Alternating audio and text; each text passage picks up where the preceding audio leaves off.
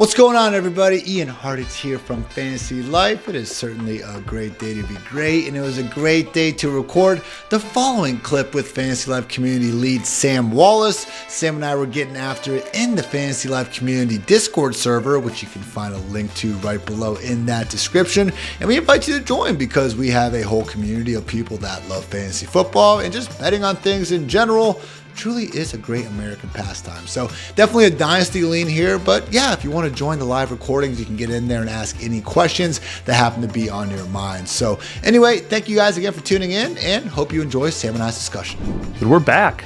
Ian, welcome in. It is our third and final pre-draft Dynasty Series show. Probably the one I'm most excited for because we're talking pass catchers tonight. How you doing? How's your week been? Great day, great week to be great, Sam. You know that. Apologies about the RB episode. Had some technical difficulties on my end. Audio didn't record, so a nice group of people in there. Hope they got some utility out of it. But sadly, that one is not replayable. But this one should be. So it's we're recording this on a Monday night, Sam. So almost the night before. My high school football coaches would always say that was the most important day because if you're waiting to hydrate until the night before, it's already too late. It's got to be the night before the night before. So everyone get your minds right. Only got a couple more nights to watch draft day, and then let's get after it. No, I'm with you. My college cross-country coach was always big on the night before. So our coaches from our youth were speaking the same language for sure. So this is an exciting class for sure. We're just going to jump right into it. The wide receivers, and we aptly named it the wide receiver / tight end singular show. We're just talking pass catchers, but we know there's one tight end. Just give me an overarching view. What are your thoughts on this class? How excited should we be? What should fantasy managers be excited for? Where are you at with this? It's loaded, man. And that's the crazy part. I think so much attention has been paid to Marvin Harrison Jr., Malik Nabers, and Odunze for good reason. But we're almost someone like A.D. Mitchell, for example. We're talking about him going to the Bills and Chiefs.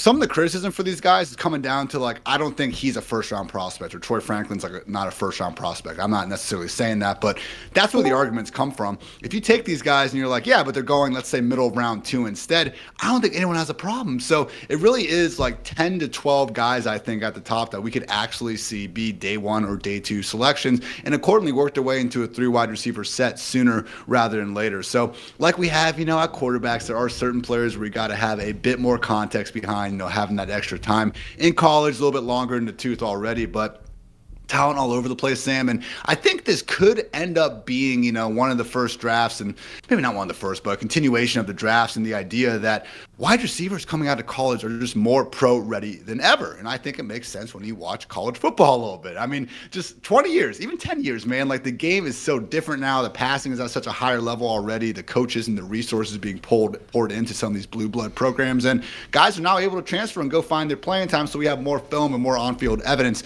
than ever before. So I know guys, the best of the best at any position are always going to end up getting paid. Hell, we had some backs actually get paid this offseason for once. But I do wonder if more teams are going to look at what the Chiefs have done and some of these other teams that, again, aren't signing up to be given that, 9-figure contract out to some of these wide receivers, because every other draft, it seems like you can all of a sudden find, some ready-made starters on those cheap deals for the next 4 to 5 years.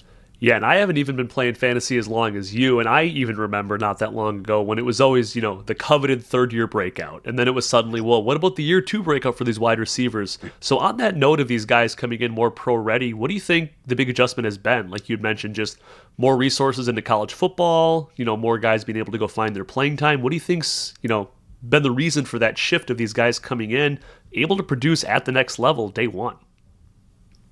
I think a big thing has just been the willingness for both college and NFL coaches to scheme even their number 1 players open more often. I mean, Jerry Rice has that hilarious tweet from 10 years ago. He's like, whatever happened to lining up, our number 1 on their number 1 and the best man win out here. Which I remember that. I appreciate it, Jerry. You're the GOAT. He's going to forget far more about football than you and I combined will ever know. Not trying to slander, Jerry or anything that. But it is true, man, where back in the day, a slot wide receiver was a bad thing. That meant you weren't good enough to basically be an outside alpha. And now now it's like, can you play in the slot? Because the best offense is going to regularly work to get their alphas into the best mismatches possible. And a lot of times that does come on the inside where, of course, you don't give the defender a sideline to even work with in that scenario. So I think the play calling and just, again, schematics in both college football and NFL, all-time highs, only getting better. And accordingly, I think the wide receivers are just being that much more polished. I mean, we must be like, I wonder when I'm sure there'll be like a cool Netflix documentary on it like 10 years from now. But, the Elite 11 camps, which I know are for the quarterbacks and everything, but like even high school football has just become such like the IMG academies. Like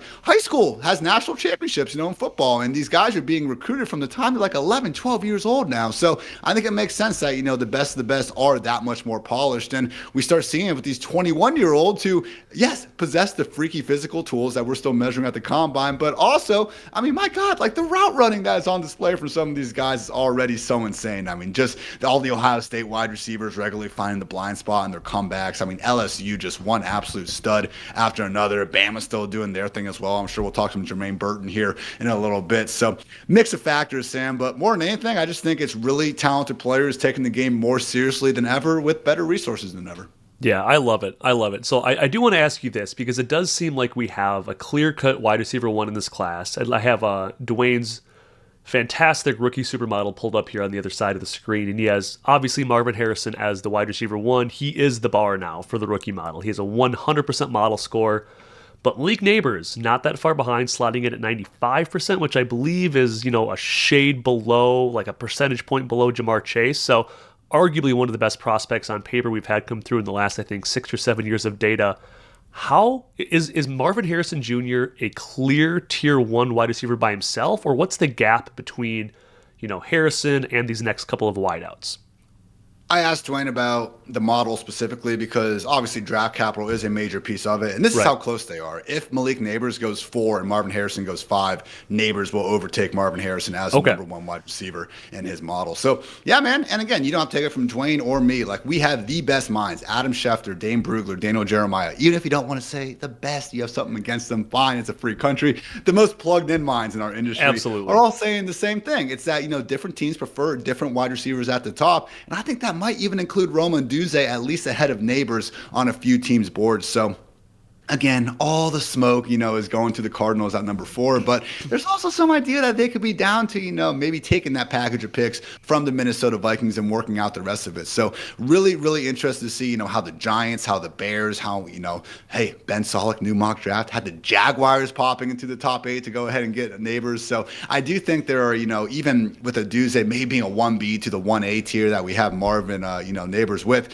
like all 3 of these guys, in more draft classes than not would have a real, claim to the throne as the wide receiver 1. So again, I think Marv is just more the can't miss one of the group because he has not only, again, the production with an amazing quarterback in CJ Stroud, but also a very mid quarterback in Honda McCord. And just, again, having the multiple years of production, the bloodline, the size, the, speed, even if you didn't test the GPS, readings are out of this world. I get why people are giving Marv, the benefit of the doubt.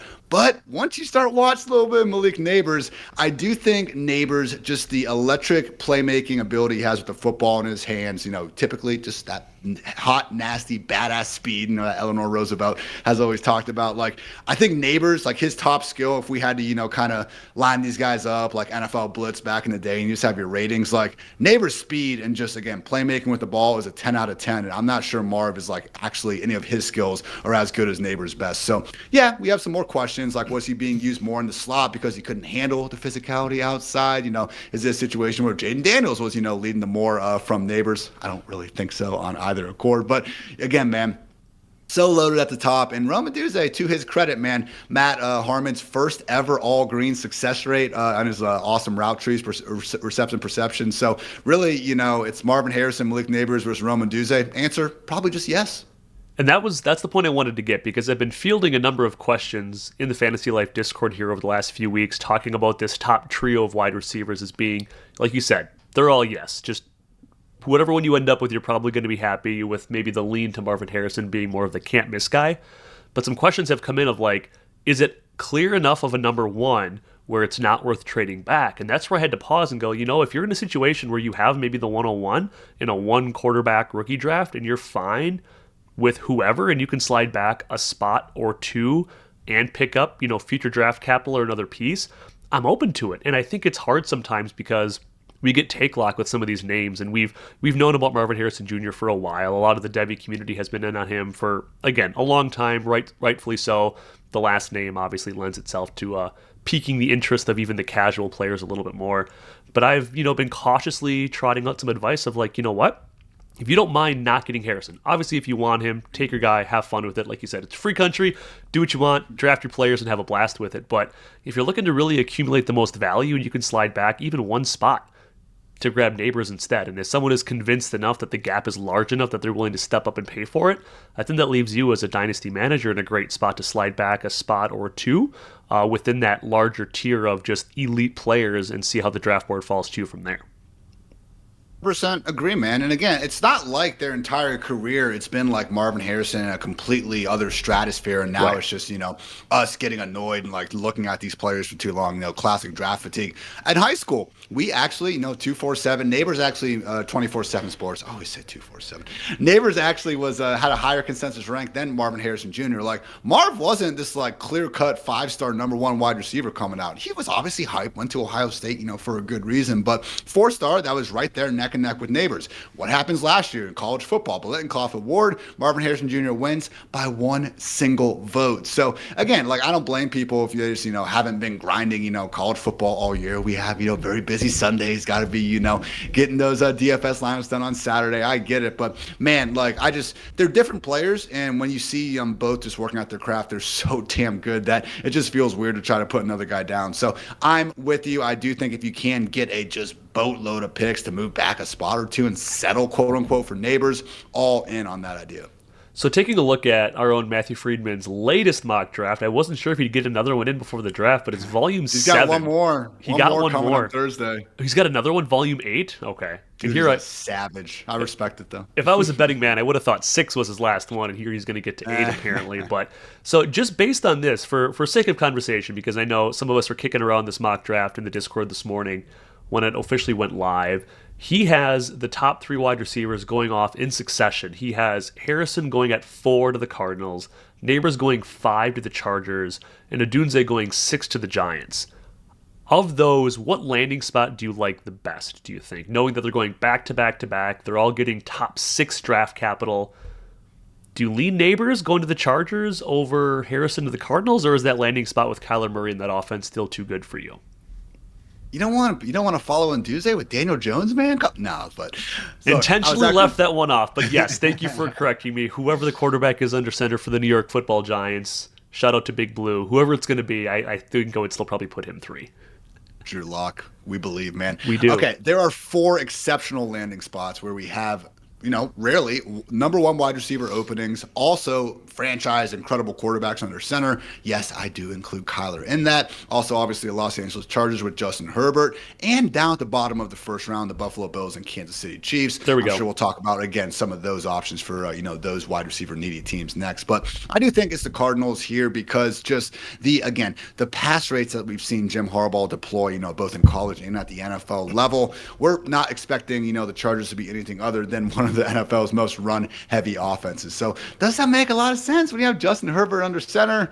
I don't know. Harbaugh has certainly, got a hell of a lot more rings from winning stuff than I do. So I will say, as much as his real life philosophy could still very much work out, it's just a situation where when I was talking to Dwayne and Matthew Friedman today, like it could be a projected target difference of like 30 plus between Marv and Malik Nabers. And I think that's reasonable. And accordingly, like Nabers is going to literally have to be that much better than Marv from day one because the projected volume is just going to be that much more in Marv's favor. So I do think, like the prospects, it's more of like a 1A, 1B type of thing. I don't think there's a huge gulf between the two. We're still catching passes as Justin Herbert's number 1 wide receiver in LA. Like, that's not a bad thing by any stretch. But again, expecting the Cardinals to be far more pass heavy, calling the quarterbacks enough of a wash. And then again, looking at just the overall opportunity available in both offenses, which is huge. I do got to give the slight nod to Marv. But yeah, the Giants is where things could get a little bit messy. So I actually do think Odunze fits like in that offense pretty damn well for what they want to do. Like, Wandale Robinson is a perfectly fine slot. We'll see if Darren Waller still wants to play football. I cannot believe he continues to drag this thing out. But then, Jalen Hyatt, I thought, was flashing a little bit down the stretch. At a minimum, he can be your field stretching 3. And we got Darius Slayton, who's just going to always give us 700 yards and 5 touchdowns, whether we expect it or not out of the guy. So Rome does fit in, I think, as that prototypical X wide receiver who, again, will make everyone around him that much better. But just, again, with Daniel Jones under center, it is so tough, man. So still not fully convinced that Jones is going to be the guy, down the stretch of 2024 and definitely after that. But very tough for them to get out of that contract for right now. With all that said, Brian Dable, I do think knows a thing or two about, scheming up some success. And if he does recognize that Rome, which I would hope he would, is by far their best player on offense, I still have a tough time ranking Rome outside, the top 36 wide receivers out there. Maybe he does get closer to top 24, but yeah, I don't think he's going to be touching the top freaking 10 like Marv is right now. Yeah, I'm with you. And even just looking too, I didn't realize, if you're looking for a tiebreaker, if you really think Nabers and Marvin Harrison Jr. are that close, if you're looking to split hairs, because why not, Nabers is a full year younger too. And, that's not nothing. It's a minor thing, but at least according to the rookie model, Harrison's sitting at 22.1, Nabers is down at 21.1, with essentially just as good metrics across the board, except for, maybe career total touchdowns per game or something like that. So I do love these top 3 wide receivers. It's going to be really exciting to see where they go. At least according to Friedman's latest mock, he doesn't have the Bears taking Odunze. He's had the Bears slotted there, or at least Odunze falling a little bit. The consensus I've seen here with the last couple of mocks from Friedman is wide receivers getting pushed up a little bit and quarterbacks getting pushed down. And that's kind of where he seems to have landed with at least the betting market a little bit, some of the picks he's been dropping in, and teams may be hyping up these quarterbacks. We'll see how far they actually fall. And I think he even has, Knicks falling out of the first round in his latest mock and not even going to Denver. I'd be really curious what like the over under is for Rome's draft spot at this point, because I know I've heard from a guy or two that the New York Jets are insanely interested in him as well. They might even trade up from the 10 spot. And with the Bears, that is a thing where we've been hearing that they're also in love with the guy. So really with Rome, what I will give him, like out of all these top 3 wide receivers, I think again if we're just kind of looking at the old school, like what is he out of 10, in size, athleticism, route running, hands, and all that. Like, he is at least like a solid 8 out of 10 in almost every single thing you want from the guy. 6'3", 212. His, relative athletic score is a freaking 9.69, which is 96 of over 3,000 wide receivers since 1987. That's ridiculous. Mentioned the Matt. Yeah, man. Like, he is a freak out there. And he even, he stayed late, to boost his 3 count. I don't think it actually counted, to his, original score, but he eventually beat it, hanging out after the combine. So absolutely, freakishly competitive, which, you could figure out. If you watch him go battle for that ball, man, 21 of 28 contested catches or contested targets he had last year, he did wind up bringing in. So I know not the most sticky, stat from, 1 year to the next, especially college to the NFL. But again, you watch the guy only charged with 3 drops on 99 catchable targets last season. He can absolutely do it all. So again, I know I'm Team Marv and Nabers ahead of Rome, but again, it's one of those things where I feel bad calling the dude the wide receiver 3 of the class, because if you just go back, even last year, man, I think he would have been so clearly the number 1 in that class. And accordingly, I'd be shocked if he makes it out of the top 10. On that last note, before we jump to a quick question in the chat here, I like how you mentioned sometimes these wide receivers are blessed and or cursed by their peers in a draft class, right? Like Odunze would have clearly been the wide receiver 1 in a lot of the other draft classes that we have data on going back the last 6-7 years, except he just happens to land in one with Marvin Harrison Jr., who is the bar right now, and then Malik Nabers. And same thing with Nabers, right? He would have crushed and been right there with Jamar Chase in any other league or any other draft class, but it just wasn't meant to be, and that's okay. So we can maybe, like you said, if we're knocking these guys, these other deeper guys, because it's like, a draft fatigue, or, well, they might not be around 1 pick, and that's their knock, I think we're sitting pretty well here as a class. So a quick question came in here and says, I've been watching Steve Smith's breakdowns on wide receivers. He thinks Corley, so I believe Malachi Corley, is the steal of the draft. What are your thoughts on that statement from the one Steve Smith? I mean, he's a hell of a lot of fun to watch. I try to avoid ranking these guys or comping them to anyone, Sure. that is just a true like all pro at the NFL level. But you see why people throw the Deebo Samuel comp out there. And Sure. again, he was doing it at Western Kentucky. But hey, I saw him coming to Columbus last year, and he was actually putting the truck stick down, against some of those corners on, one of the best defenses in all of college football. So again, I do think we're going to need to see him get polished. And honestly, I don't think that Deebo, at least, starting out, would necessarily have been as successful as he was if he wasn't in an offense willing to get so creative with getting the football in his hands. I mean, how many coaches do you think would actually convert someone like Deebo into a player who is getting, 50 plus rush attempts per season? So kudos to what Shanahan was able to do with the guy. I know I had a Dynasty startup earlier in the offseason where I grabbed Corley and Jalen Polk like pretty late, I think after the first 10 or so rookie wide receivers were already off the board. So I'm a big fan. Shout out to Player Profiler, really cool website, and just kind of gives you a quick glimpse of the guys and what they produce and what their athleticism is and stuff. And their best comparable player is, I think, a lot more reasonable, and also someone I've loved over the years, Curtis Samuel, who, again, he's a more undersized version of Deebo. He can still be a nice running back. He can be, a wide receiver and work across all three levels. But more than anything, you're just trying to get a guy like him the ball in his hands in the open field and then just let the magic happen. So breaks tackles all over the place, and it's just a matter of, okay, how much of that was, a little bit of that Conference USA defensive scheduling doing it, and how much is him just being a dog. I do tend to lean towards the latter, and I think it's one of these situations where we're going to hear his name called within the top 100 picks. Here's to hoping he lands on a team where he can be a legit starting wide receiver and develop into someone like what Deebo has become, versus being viewed as more of this, gadgety wide receiver 4 where, okay, yeah, we'll bring him on the field for 10 snaps a game, and then he's getting the ball, which makes his life that much harder. So I'm a fan. I would, again, try to be a little cautious with it because I don't think this archetype works out all the time. For every Deebo out there, there are some. I don't think Curtis has had a terrible career, but, not exactly booming every year. The Tavon Austins of the world, you need to have the right sort of coaching staff to make the most out of someone like Malachi Corley. So here's to hoping he finds it. Yeah, I'm with you. It's down there, right? He's a 41 percentile at the model score. He's down in tier 1, 2, 3, 4. He kind of heads the top of that fourth tier. That's after a pretty big tier 3. So, like you said, top 100 pick. I hope so. He gets the draft capital, lands in a spot where he can make usage of his skill set. And I love the shout out to Curtis Samuel. I know he's been a guy you've been excited about over this offseason. Another question came in. Bills wide receiver 1. What a time to be alive. Absolutely. What a world to be in right now.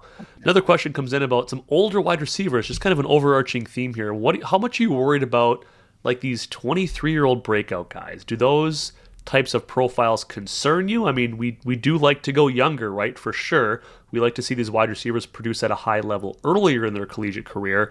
But what are your thoughts on these older breakout prospects?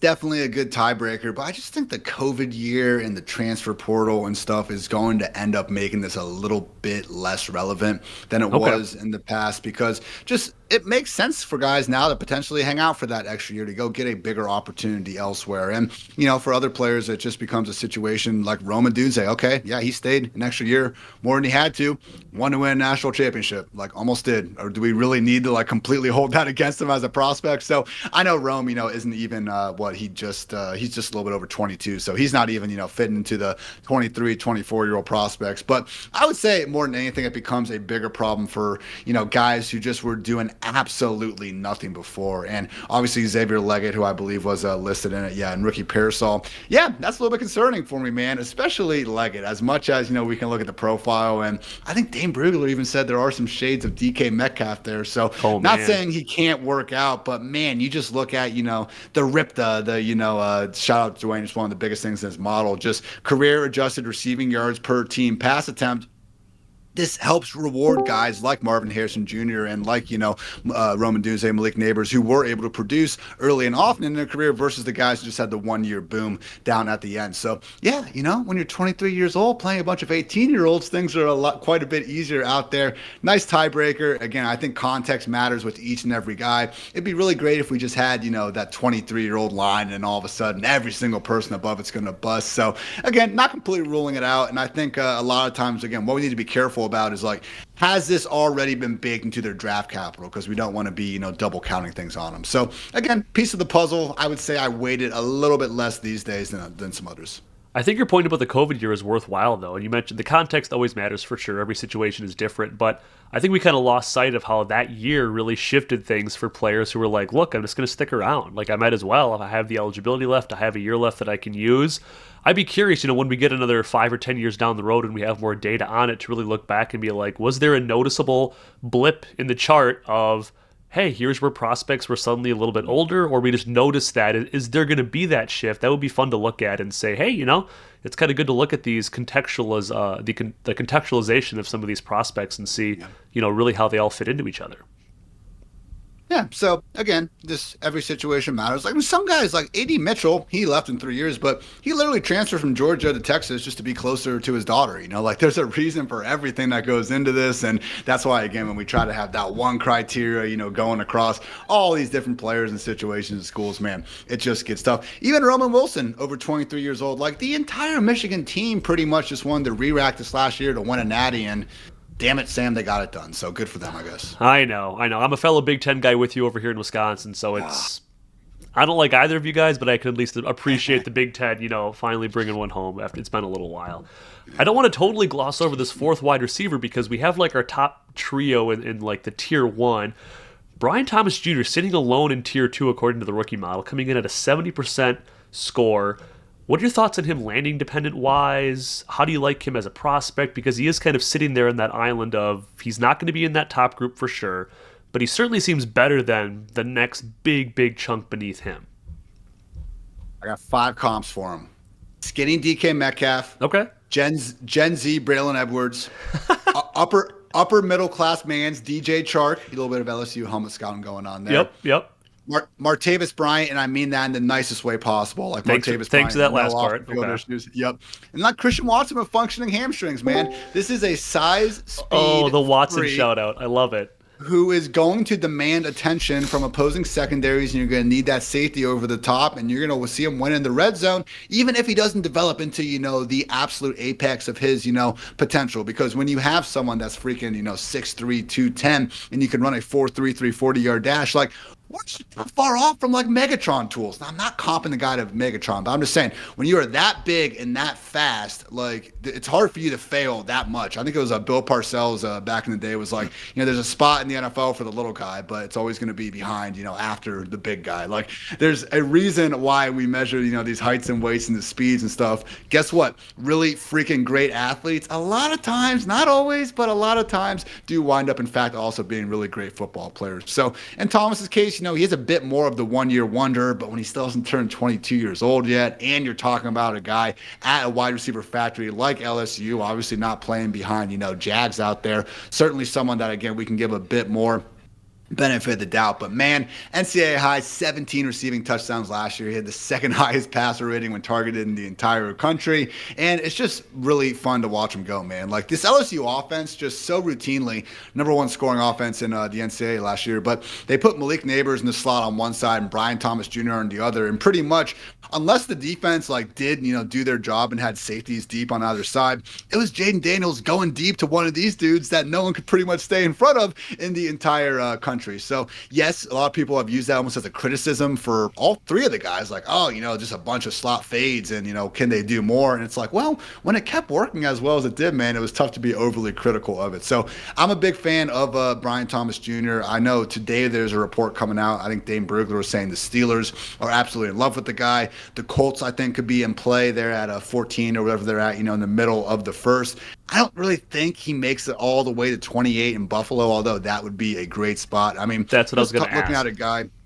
exactly, man, having that extra, like just entirely another gear than Gabe Davis. And Gabe Davis is useful. And I think Gabe Davis is a pretty good example of like what I consider Brian Thomas Jr.'s floor to be, and like a DJ Chark type of guy. Sure. And look, guys, Chark had 1,000 yards and 8 touchdowns his second year in the NFL. I know things weren't fantastic in Carolina, but hey, that's not a terrible, just worst case outcome. Not pleased with it. If it's a 15th overall pick, I'd get it. But again, I just think it's someone that at a minimum, man, can really make the overall offense better. And that's what is enticing about a place like Buffalo, if they could perhaps trade up. So if he goes to, I mean, this is definitely more landing spot dependent for fantasy purposes. I mean, if he goes to Colts or the Steelers, I think he makes both those offenses better. Like, they need a kind of field stretching guy like him to allow Michael Pittman and then even George Pickens, I believe, to become more of that alpha, in the more intermediate areas of the field. But I think both those offenses could be pretty damn run heavy, especially Pittsburgh. And now you're asking Brian Thomas Jr. to just make the most out of 80, 90 targets. And again, that's just tough to really compare him against guys that are going to be seeing the football a hell of a lot more. So really, exciting player. I do think he's going to have to probably develop the route running chops a little bit more. But hey, man, from day one, going to give you a nice little field stretching element on the outside. Not, no, I'm saving the Will Fuller comp for later. He's not like that. But yeah, I think I got him out there. I mean, you already got on the functioning hamstring part, so I mean, you're pretty much covered there as well. And I know we're too soon.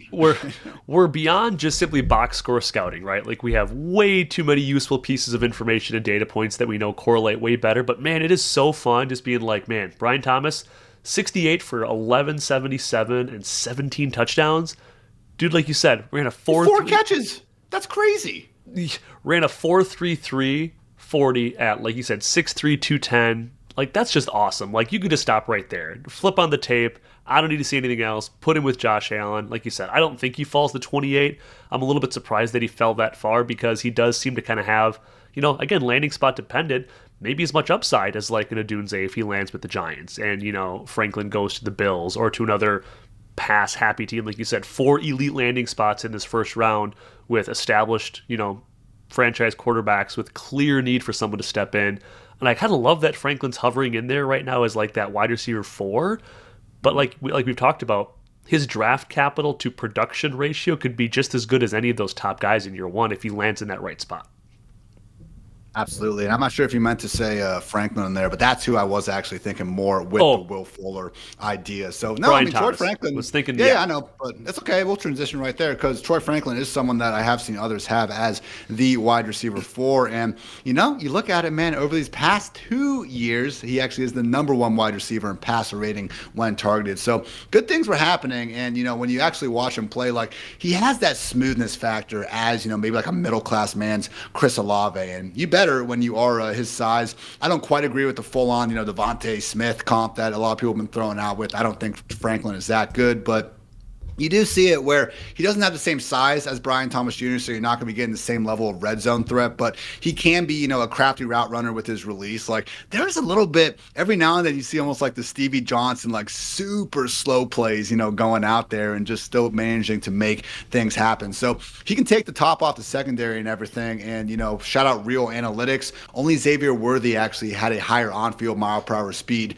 than Franklin last season among, draft eligible wide receivers. So the only question, man, like, he ran a 4.41. He can fly. We've seen it, like that 90-yard touchdown against USC. Like, once he gets going, he's going. But 1.61 10-yard split on his 40-yard dash is actually really low relative to like what you see from these sort of speedy wide receivers. So I guess with Franklin, I'm just a little more concerned that, we're seeing a guy that's not physical enough to win both, contested catches in the red zone and also maybe in the more underneath intermediate areas of the field. So only 6'2", 176. Nate Tice had a great line where he goes, "Wiry is a nice way to describe Franklin. Alarmingly skinny would be another." So, hey, we've had some Devonta Smiths, some Tank Dells, win over the years. I do think the NFL is shifting towards a league where these, sub 180-pound receivers can win more often. But, hey, man, for every Devonta and Tank Dell, I think there's a lot more like Darnell Mooney types going on. And, hey, Mooney had 1,000 yards 1 year. I think he's going to be a solid complimentary receiver in Atlanta. But I don't quite see Franklin having that chance to be an alpha number 1 the same way I do with those other 4 guys that we've already been talking about. So quality guy. And, again, if you want to even go as far as calling him like a Marquise Brown potential, I wouldn't disagree with that. But I do think at a certain point that size, gets to be alarming. And also, man, a part of the NFL rookie model that Dwayne has going is, program quality index. And that was my next question. Red, that was my next question. I was waiting for man. that. I was going to ask. So talk to us about that. Not to totally cut you off there, but it's a glaring, hole in his profile. It just jumps off the screen at you if you're looking at the rookie model. program Dude, quality index. So kind of talk us through that. Like how is that, quantified, and how does someone with maybe a program index that low still rise to be like the wide receiver 6 in the rookie model?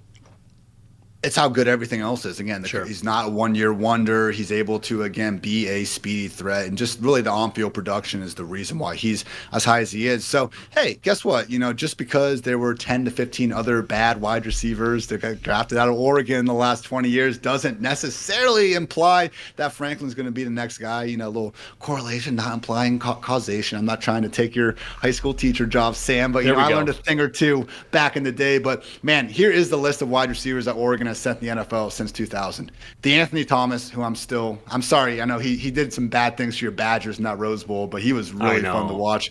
Dylan Mitchell, Josh Huff, Jordan Kent, Demetrius Williams, Marcus Maxwell, Sammy Parker, and Keenan Howery. To this day, I still don't know who 8 of those 10 names are from this group. So again, it hasn't really been there at Oregon, and I think when you look at their offense, while the one they're running now is not quite the same as, the Chip Kelly years, where I think it was way more simplified, particularly in the passing game, there was still an alarming amount of plays on Franklin's highlight film where the dude is just wide open. It's not even necessarily because of his doing. A very well-schemed offense with an elderly quarterback in Bo Nix behind one of the best offensive lines in football.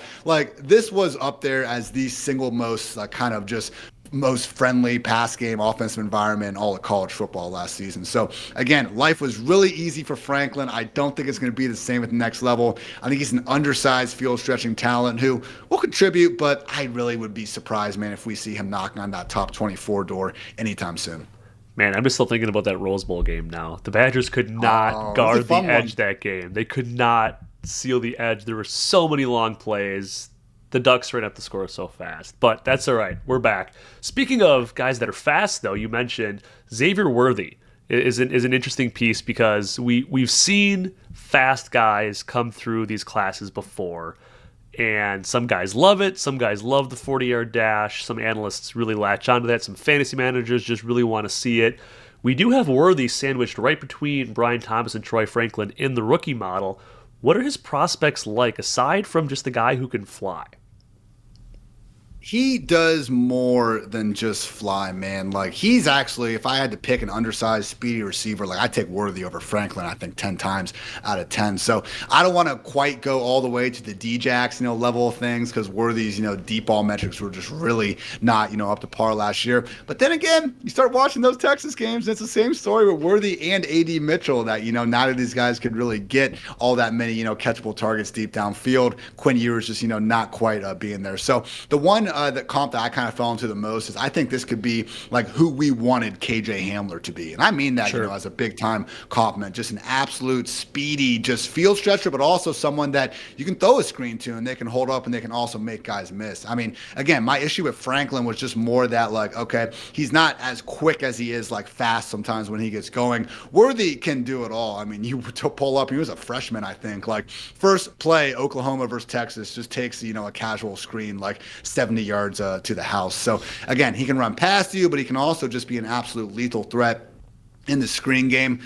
The one critique for him that also matches A.D. Mitchell, and you get, go on this rabbit hole sometimes with the Twitter comments, and I want to try to back this up. I forget who said it. I forget what announcer they said it, but basically both these guys on certain routes, when the ball's not going their way, you just really see them lackluster going through the motions with their routes. And someone was saying in the comments that they were a Texas fan. They were watching the games all year, obviously, and one of the announcers at a point said that they talked to the players and coaches basically, and that's almost what they're taught to do at Texas, is go through those motions. Because again, you watch Worthy with the football in his hands, man, I don't see a guy that's not competitive and not trying to win on every play by any stretch of the imagination. And even A.D. Mitchell, how is someone, perceived as, he's lazy and doesn't care, yet you're making the biggest catches, of the season for Georgia 2 years in a row and then balling out for Texas again. So that is, again, the one kind of issue here with Worthy, and to me, not nearly enough to be down on the guy. So talking about those teams at the end of the first round, Sam, the Bills, the Chiefs,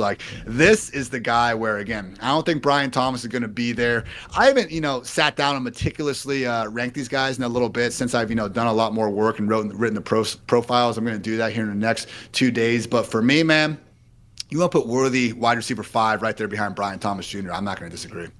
I like that a lot. And during our Wednesday night Dynasty shows, Sam Holt and I have been talking about, these different prospects coming in at different positions. And across the board, we're both kind of in consensus with this. We're more excited about like the next tier of players at a lot of these positions.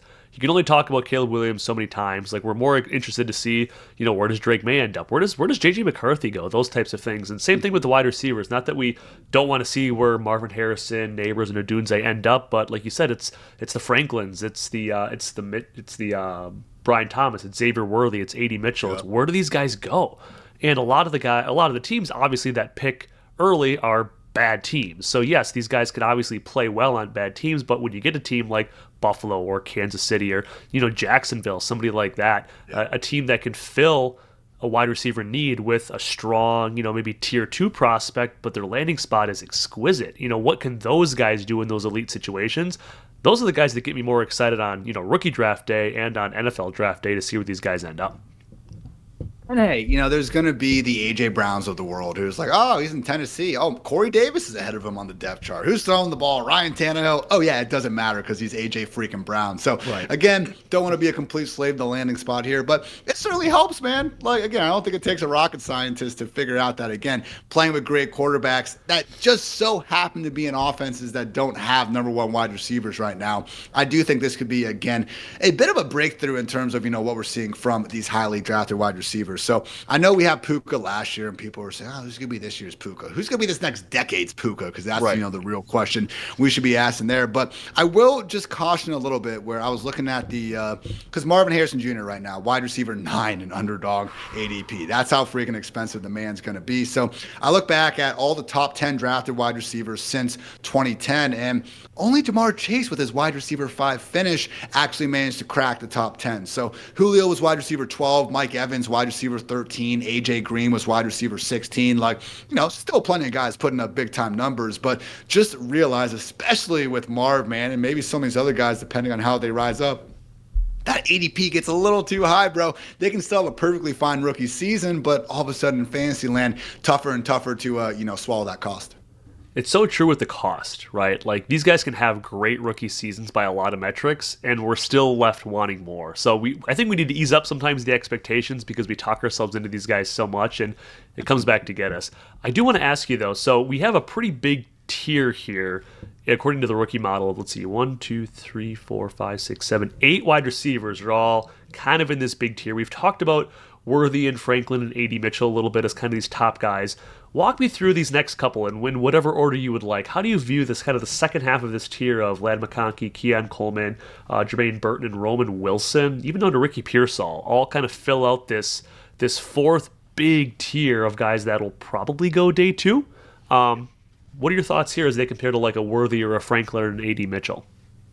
I think McConkey and Burton out of that group have the best chance of just regardless of landing spot, just being a straight up baller. I mean, McConkey, I think Mike Renner even said he reminds him a little bit of Antonio Brown sometimes with the routes you see him out there. So yes, it is possible to, comp Ladd McConkey to a non-white wide receiver. What a freaking concept. All right, people. Let's go. But, man, this dude just creates separation like no others. I mean, I was watching, I just had my Brock Bowers profile go up last week, so I was watching, all of his catches over the years, and you would just see plays where, McConkey isn't even targeted, but he's just breaking off his route at the top of the stem and just easily creating all this separation. So, again, you look and his, kind of issues that he wasn't putting up the biggest numbers at Georgia, but look at every Georgia offense for the last 10 years. And it's pretty much Brock Bowers and then everyone else, despite the reality that there were still obviously tons of really good football players on those teams. So certainly more of a, spread out offense than we see elsewhere. And it works for him. So I'm not exactly going to be holding that against McConkey. So I would love from a real life perspective to see him go to the Ravens because I just think that he could kind of be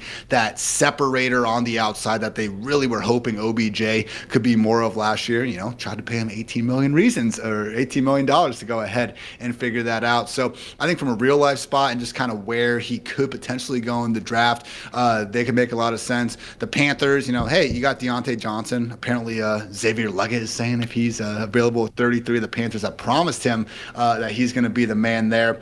We'll see what happens. But again, McConkey, any offense can use someone that can separate at a high level, and that seems to be his calling card.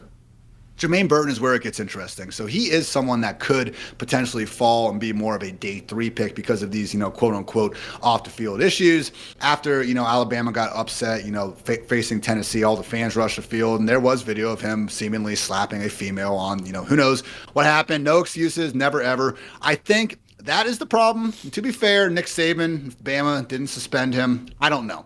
But that's one of the problems. And then also Dane Brugler said, he's perceived as a bit of a knucklehead. I think he's been in like 6 different schools in the last 4 years because he went from Georgia to Bama, and then obviously it was in like 4 different high schools, I guess, over a period of time. So yeah, on the shit list a little bit with a couple of these schools, which is not ideal there. But man, you just watch him play and watch him produce again in multiple high-level environments, and all of a sudden, man, it's hard not to be excited about it. So he is someone where I think if you just, again, could remove the off-the-field issues, if we're just playing Madden and not worrying about it, dude, he could be someone that we're actually talking about as a legit top 5 player, certainly in the top 10, and I think that's why he's in this tier. So Burton, if he did, look at guys who maybe could fall a bit under the radar, be that, round 5. Oh, how did Tyreek Hill fall to round 5? Yeah, look into it. And there's a very good reason why. Like, Burton could be that guy. And guess what? They don't always turn out into Tyreek Hill. Sometimes they're Antonio Callaway out here, and, nothing ever good happens from it. But I do think, again, out of those guys,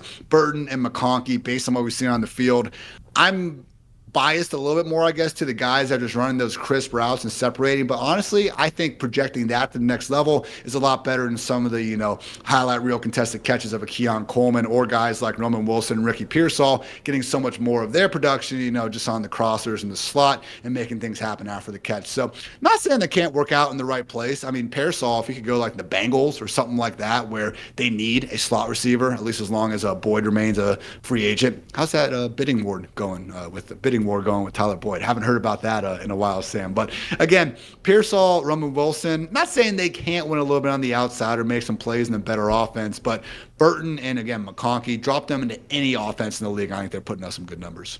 And I like that. Right off the bat, when you selected those 2 guys kind of out of this group, I immediately was looking at the rookie profile here, or of the rookie supermodel. The program quality index stands out, right? Both SEC guys as opposed to an ACC guy in Keon Coleman, a Big Ten guy in Roman Wilson, and an offense that we know did not throw the ball a lot. That's been the big knock for J.J. McCarthy during this process of is he, how good is he? We don't have a lot of sample size because the Wolverines could obviously just run the rock every single week and lean on that defense, and that's what they had to do. Same thing with some of these Georgia wideouts, like you mentioned. It's been Brock Bowers and insert everybody else here. Doesn't really matter. But like you said, like the Ravens or the Bengals or someone, a team that could use another quality wide receiver. And I've heard this from some real NFL draft analysts as well of like, these teams that could maybe get a wide receiver early on, like if they miss that boat of like those top guys, don't feel like you gotta, catch the end of that run and grab somebody on the back end of day 1. Wait till day 2. There's gonna be good guys that are gonna fall that you'll have a chance to get at a much cheaper cost that could provide you, again, comparable value based on draft capital, and you could fill needs otherwhere on your team. And I think that's just an important piece for fantasy people to recognize because, I, aside from being a fan of my team, I only care about fantasy points, right? Like, I love watching football for sure, but like I want fantasy relevant moves selfishly. But I always have to recognize, hey, NFL teams are trying to win games and keep jobs and be employed and feed their families. And I just want, my guys to score points on Sundays as much as I possibly can. So the overlap there is always interesting and fun. But I love this next big tier here. I think you could really find some gems depending on when your rookie draft is. If it's pretty soon after the NFL draft, I know I have some buddies who already did their rookie draft. They do it pre-NFL draft, which is always wild. That makes savages. I love it. That makes the draft a lot of fun waiting for the landing spots because you're hoping these guys fall to good spots or get drafted at all. But if your rookie draft is soonish, or if it's not until later in the summer, depending on how much information comes out about these players, how well they're doing in OTAs, training camp, mini camp, whatever the case might be. Yeah, there could be some fun guys that come into this next tier here. And you can look at it both ways. I know Pete had a really good newsletter intro maybe a couple of weeks ago where he was, one of his bold predictions was like, not only would there be like over 6.5 round one wide receivers, I think that's the line, but he was projecting like 9 to go. So it's like, all right, there's so many of these really good wide receivers. Are NFL teams going to accordingly treat them as the round one talents they are? Or to your point, do, the team sitting, in the 20s go, well, okay, I could get AD Mitchell here, but we don't even have that different of a grade between him and someone like, Keon Coleman or Roman Wilson or whoever that they're far more confident is going to be still available, in round 2, round 3. So it'll be interesting, man. I do wonder if we're gonna, end up seeing a bit fewer of the wide receivers go in round 1, just because of how deep the round 2, round 3 is. But hey, it's something they certainly got to figure out. I will say I think from a team building perspective, man, the round 2, round 3 price tags are just so much cheaper than round 1. I mean, it really is ridiculous. You're the 33 pick versus the 32nd pick, and like just the amount of just you not having the 5th year option and then not having, some of the, again, salary stuff. Maybe a little bit outdated there, I will say. I mean, I guess the cutoff's got to go somewhere, right? I guess it's got to go somewhere. Yeah. So does it really? Open the bidding war, man. Let these guys sign with whoever they want. No kidding. All right, one last piece I want to run by you here is this last tier. This is where we're really starting to get big now. So there's 10 guys that fall into like this 5th tier. So we're pretty deep into the weeds now. Is there any names that stick out to you of this last tier of guys that you're really looking for, excited for landing spots, some deep sleepers, kind of hear from the Corley pick, looking at the supermodel, all the way down to Johnny Wilson. Anyone in this range?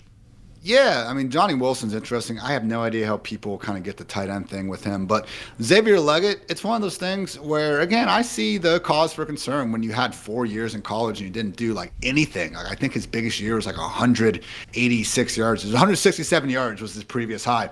Then he goes for 1,255. And you know what? There's not too many guys that are 6'1", 225 and can run a sub 4.40. So, again, pure tools. Hey, if this is like how they end up falling, I'm absolutely going to be down for it. Now, if he's going 33rd overall, and now I got to compare Leggett versus, A.D. Mitchell and, Lad McConkey and some of these other guys, I'm going to be down on him at that cost. But I do think Leggett, again, if he falls, has more upside than other guys in this tier. And then Jalen McMillan and I guess Jalen Polk would be the other guys. I mean, we're hearing some mixed reports on Michael Penix. I mean, my God, just like up one, unnamed source is calling him, a top five pick, and should be up there. And then another one saying, is for sure a day 2 guy. So it's just, man, the Texas film for Michael Penix Jr. was probably the single best game that any quarterback might have played last year. But like you start watching some of these other games, and especially like the Michigan State one of just like Polk and even McMillan just bailing them out one play after another. So I know Rome Odunze deservedly gets most of the hype here, but these other 2 players can ball too. And I know Peter Schrager, pretty plugged in guy and does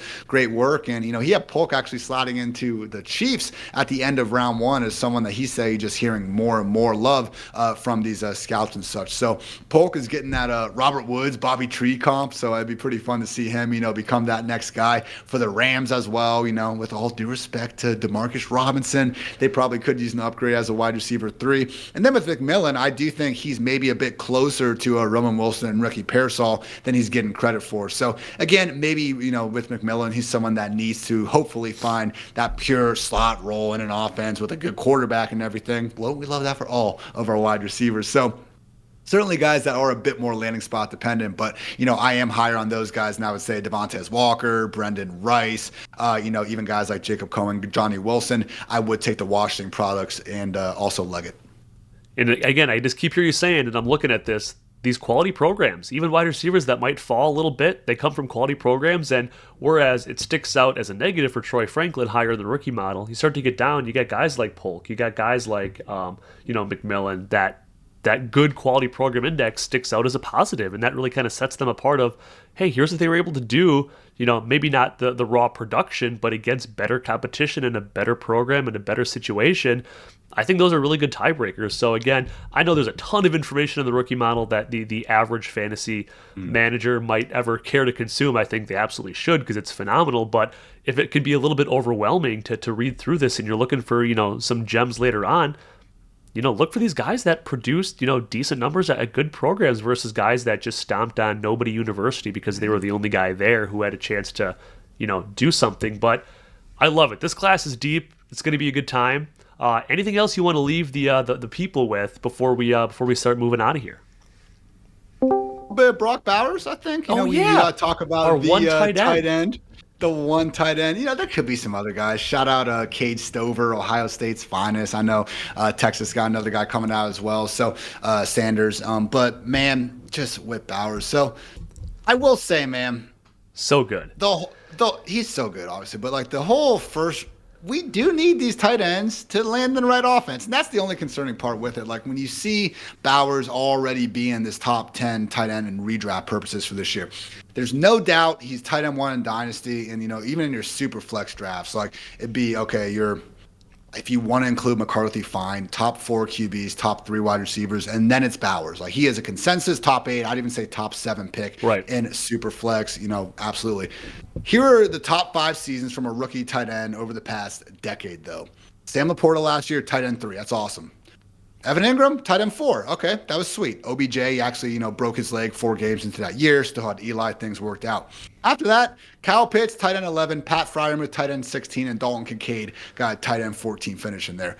I feel like last year, like 2 months in, we were just kind of like, oh, this is the year of late round tight ends. And it really just ended up being the year of Sam Laporta. Right. So I know Kincaid got going there a little bit, particularly when Dawson Knox was injured. But I mean, one of those things where like, yeah, I'm happy to have drafted a good amount of Laporta, but a lot of teams also had Luke Musgrave and also had Michael Mayer. And, you know, it's just so tough for a lot of these situations where, okay, if we do see Bowers somehow land on a team like the Chargers and like they don't go Nabers and all of a sudden he gets to be the number 1 pass game option, like, yeah, that's going to be sweet. But, you know, when you do go through it, and I know what Josh Norris was trying to say when he was just getting eviscerated because people can't take a nuanced take sometimes, but like, of course not.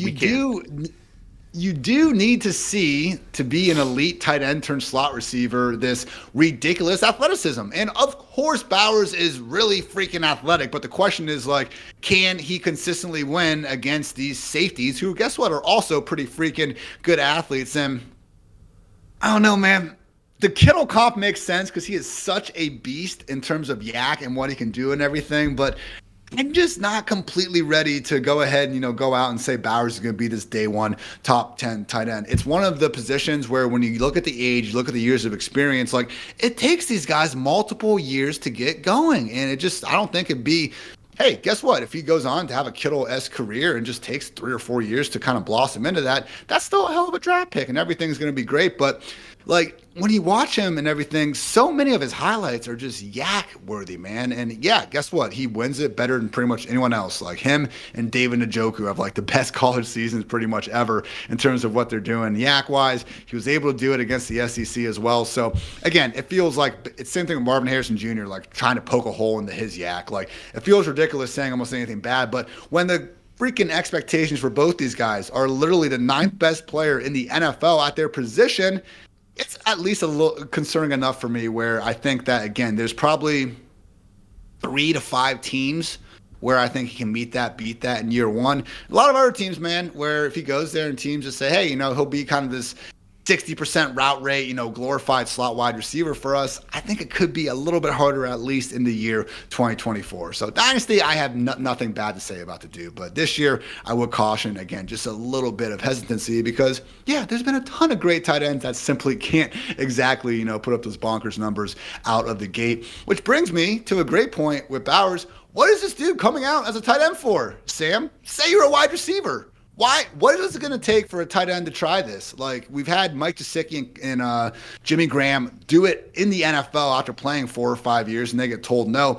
Just be really curious, man, because the franchise tag for wide receivers this year is almost double that of tight ends. And even though Brock Bowers is going to spend the heavy majority of his time not with his hand in the ground, but playing slot receiver, they're just not going to call him a wide receiver, and he's going to accordingly not make as much money. So really stupid rule, I think. And tight ends, man, underpaid. It's a shame.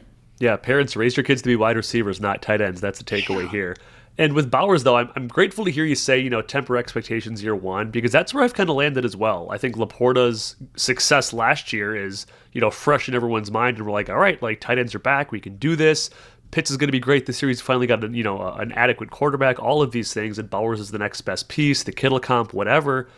Like a tight end 10 finish would be great, you know, in Dynasty land. Like that would be fantastic. So I will probably not have much Bowers in redraft or best ball this year if his price starts getting up a little bit too high. But like you said, for Dynasty, seems to be that consensus top 7, top 8 pick. But I don't even know if I'm going to have a lot of chances to get him in Dynasty with the draft picks that I have. And I think he's just going to go. He's just going to go early. Like, someone's going to want to get in on him. Even in Superflex, it might be the top. You might go like 6. I don't think he'll break into the top 5, but you're in a tight end premium format. Someone's going to take him early, probably earlier than I'm comfortable with. Where would you have him? I would have him 7th overall. I can't do it with McCarthy. I can't.